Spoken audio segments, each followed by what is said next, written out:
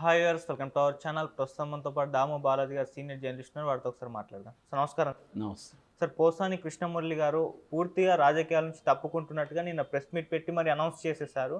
So మరి ఎందుకు ఈ నిర్ణయం ఆయన తీసుకున్నారా? ఆయన ఏమైనా భయపడుతున్నారా? ఎందుకంటే వైసీపీకి ఆయన అప్పుడు ఫుల్ సపోర్ట్ చేసేసి టీడీపీ జనసేన పైన తీవ్రస్థాయిలో విమర్శలు చేశారు. మరి ఇప్పుడు కూటమి గవర్నమెంట్ ఉంది, ఈయన పైన ఏమన్నా కక్షపూరిత చర్యలు తీసుకుంటుందేమో అన్న భయంతోనే ఈ నిర్ణయం తీసుకున్నారా? అసలు ఆయన ఏం చెప్తున్నారు? నిన్న పోసాని ప్రెస్ మీట్ పెట్టి నేను రాజకీయాల నుంచి విరమించుకుంటున్నాను, ఇంకా రాజకీయాల జోలికి వెళ్ళను, రాజకీయంగా అసలు నా కామెంట్లు ఎక్కడా చేయను, కేవలం నా కుటుంబానికే నేను పరిమితం అయిపోతాను, పబ్లిక్ లైఫ్లోకి రాను అని అనౌన్స్ చేశాడు. అప్పుడు విలేకరులు కూడా ఇదే అడిగారు, నీ మీద కేసులు పెడుతున్నాయి, అరెస్ట్ చేస్తారని భయపడి ఈ నిర్ణయం తీసుకున్నాం అంటే కేసులకు భయపడి కాదు. 16 ఏళ్ళ నుంచి 70 ఏళ్ళ వరకు ముసలోళ్ళ వరకు నన్ను బీభత్సంగా బూతులు తిడుతున్నారు, ట్రోలింగ్ చేస్తున్నారు. ఇది నాకు అవసరమా అనిపించింది. ఎందుకంటే నేను ఏ రాజకీయ పార్టీలో సభ్యత్వం లేదు నాకు. చాలామంది అనుకుంటారు నేను వైసీపీ మెంబర్ అని. వైసీపీలో కూడా సభ్యత్వం లేదు. నేను అంతకుముందు ప్రజారాజ్యంలో ఉన్నాను. తర్వాత నేను ఏ రాజకీయ పార్టీలో మెంబర్షిప్ లేదు. నేనేందంటే నాకు నచ్చినట్టుగా మాట్లాడడం నాకు అలవాటు. నేను 1983 నుంచి కూడా మాట్లాడుతున్నాను. నేను విద్యార్థి రాజకీయాల్లో పనిచేశాను యూనివర్సిటీలో, నాగార్జున యూనివర్సిటీలో. అప్పటి నుంచి కూడా నేను పబ్లిక్ లైఫ్తో టచ్లో ఉన్నాను. తర్వాత ప్రజారాజ్యం పార్టీ తరపున పోటీ చేశాను.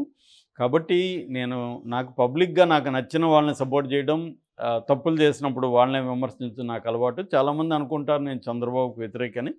చంద్రబాబుకు వ్యతిరేక కాదు నేను. చంద్రబాబు ఓడిపోయినప్పుడు చంద్రబాబుకి 100 అడుగుల కటౌట్ పెట్టి ఆయన్ని పిలిచి నేను ఓపెనింగ్ చేయించాను.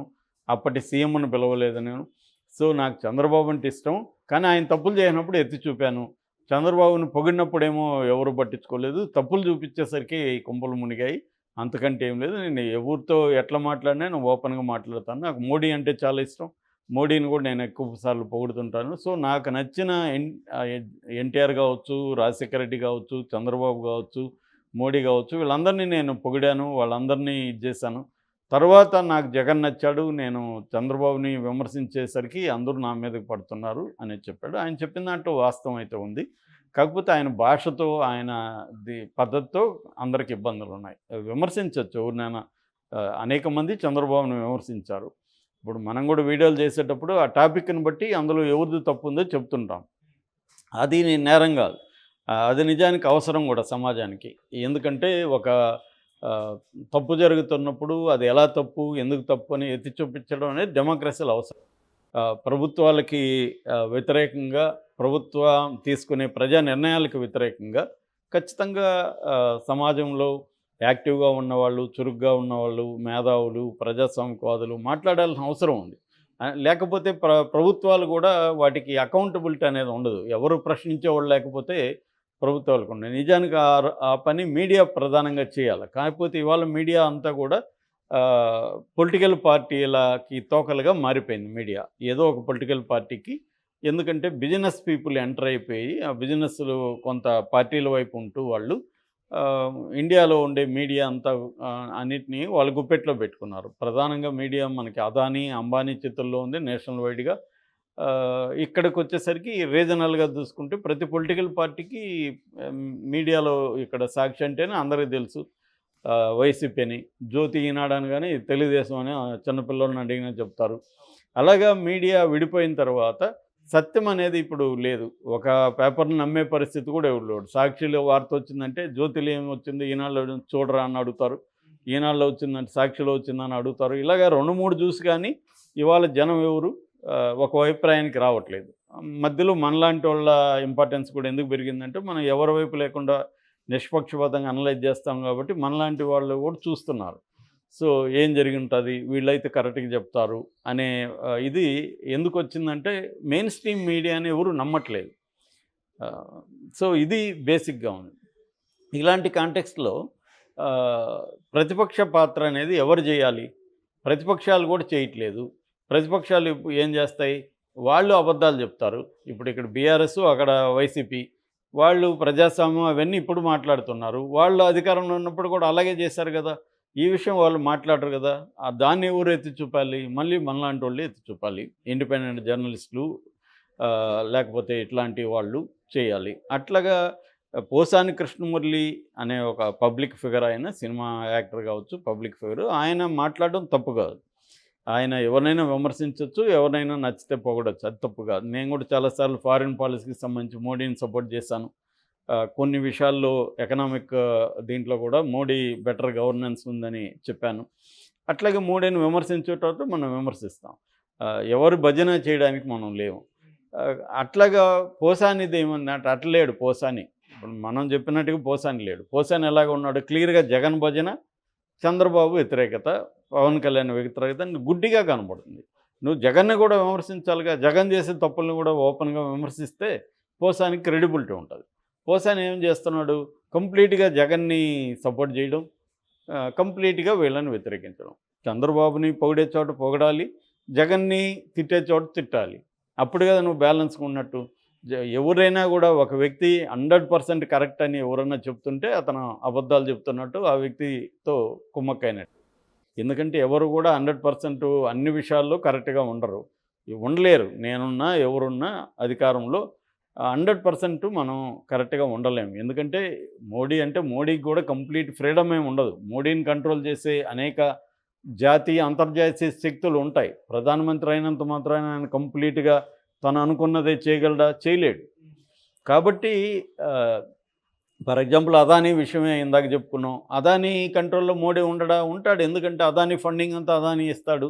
అదానీ ఇచ్చినప్పుడు అదానికి వ్యతిరేకమైన నిర్ణయాలు మోడీ తీసుకోగలడా, తీసుకోలేడు. ఎవరైనా తీసుకోలేడు. ఎందుకంటే డెమోక్రటిక్ సెటప్లో డబ్బులు అనేది ఇంపార్టెంటు. డబ్బులు ఎవరికి ఇస్తారు అనేది ఆ మధ్య ఒక ఫ్రెండ్ చెప్పాడు. ఢిల్లీలో ఒక కమ్యూనిస్ట్ పార్టీకి సంబంధించిన ఎంపీ ఇంటికి వెళ్ళాడంట మా ఫ్రెండు.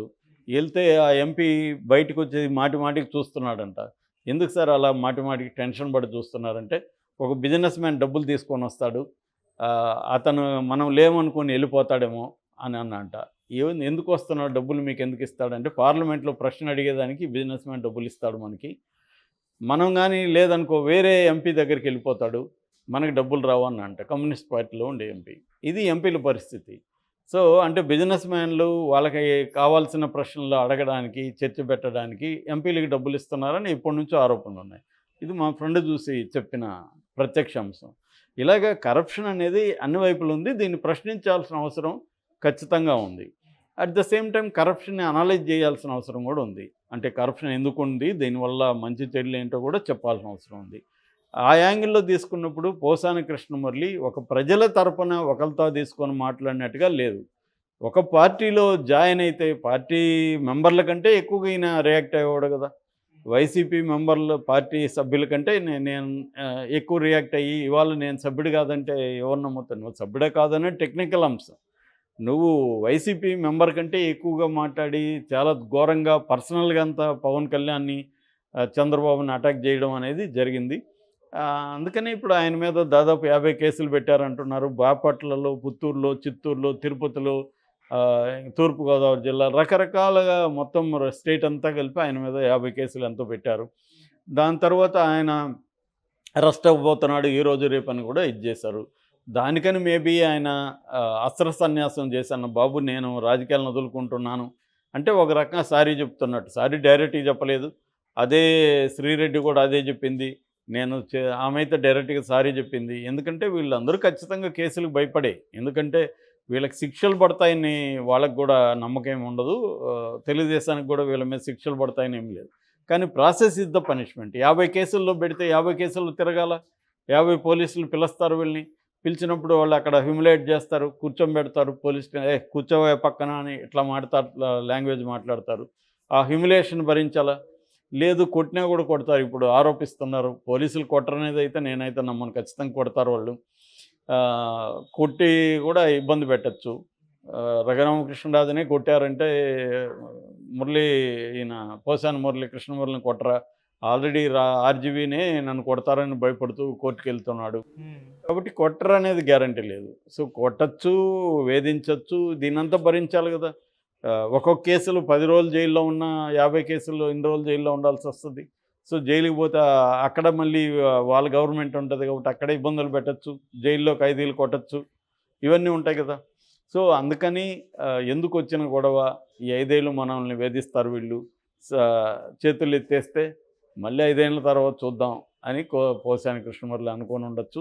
అంత తప్ప ఆయన ఈ ట్రోలింగ్స్ భయపడ్డాడని నేను అనుకోవట్లేదు. ట్రోలింగ్స్ ఎప్పటినుంచో ఉన్నాయి ఆయనకి, కొత్తగా వచ్చింది కాదు. కాబట్టి ఆయన ఖచ్చితంగా కేసులకు భయపడేవి చేశాడు. భయపడడం తప్పు కూడా ఏం కాదు. ఖచ్చితంగా మనుషులకు భయం ఉంటది. కాకపోతే ఈ భయం విమర్శించేటప్పుడు కూడా ఉండాలి. మనం మాట్లాడే నోటిదోలు ఉన్నప్పుడు కూడా ఆ భయం అనేది ఉండాలి. నిజానికి భయం కాదు, విజ్ఞత ఉండాలి. అంటే మనం ఎవరినైనా వ్యక్తిగతంగా ఎందుకు మాట్లాడాలి? ఇప్పుడు పవన్ కళ్యాణ్ చేసే ఒక పని నచ్చకపోతే ఆ పని నచ్చలేదని చెప్పాలి. ఒక పని నచ్చితే నేను ఇప్పుడు ఫర్ ఎగ్జాంపుల్ ఏనుగులు, కుంకి ఏనుగుల్ని తీసుకొచ్చాడు, బ్రహ్మాండమైన పని చేశాడు పవన్ కళ్యాణ్ అని చెప్పాను. సో ఆ కాంటెక్స్‌లో పవన్ కళ్యాణ్ చేసే ప్రతిదాన్ని వ్యతిరేకించడం అనేది కరెక్ట్ కాదు. అట్లాగే చంద్రబాబు చేసే ప్రతిదాన్ని వ్యతిరేకించాల్సిన అవసరం లేదు. చంద్రబాబు గతంలో బ్రహ్మాండమైన అభివృద్ధికి సంబంధించిన అనేక కార్యక్రమాలు చేశాడు. ఆయన గవర్నెన్స్‌ని ఒక స్టాండర్డ్‌కి తీసుకొచ్చాడు. అనేక కార్యక్రమాలు చేశారు వాళ్ళు. సో అట్లాగే సెక్యులరిజానికి గట్టిగా నిలబడ్డాడు. ఆయనకి కుదరనప్పుడు అందరూ రాజకీయ పార్టీలకి తేడా లేనట్టే చంద్రబాబుకి మిగతా వాళ్ళకి తేడా లేని ఒక పరిస్థితి ఇవాళ ఏర్పడిందనేది కూడా నేను చెప్పాను.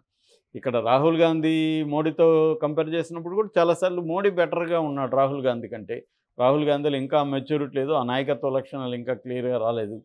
కాబట్టి ఇక్కడ పోసాని కృష్ణమురళి లాంటి వాళ్ళ తప్పేందంటే, ఒక పార్టీకి నువ్వు కంప్లీట్‌గా భజన చేస్తూ, ఇంకొక పార్టీని అన్ని విషయాల్లో వ్యతిరేకిస్తూ, నువ్వు భజన చేసే పార్టీని అన్ని విషయాల్లో సపోర్ట్ చేస్తూ, ఇది రాంగ్ కాన్సెప్ట్. దీనివల్ల ఆయన ఇబ్బందులు ఎదుర్కొన్నాడు. దీన్ని చూసి ఇప్పుడైనా తెలుగుదేశం వాళ్ళు వాళ్ళ అధికారంలో ఉన్నారు కాబట్టి వైసీపీ వాళ్ళను, మిగతా వాళ్ళ మీద ఇటువంటివి చేయకుండా ఉండడం కూడా అవసరం. మళ్ళీ వాళ్ళు అధికారంలోకి వస్తే ఇదే రిపీట్ అవుతుంది. అందుకని ప్రజలకి మనం ఏం హామీలు ఇచ్చాం, దాన్ని మాత్రం నెరవేరుస్తున్నాం, గవర్నెన్స్ ఎలా ఉంది, శాంతి భద్రతలు ఎలా ఉన్నాయి, అభివృద్ధి కార్యక్రమాలకి మనం ఎట్లా డెవలప్ చేసేదానికి ట్రై చేయాలి, వీటి మీద ఫోకస్ చేస్తే ప్రజల్లో పేరు వస్తుంది తప్ప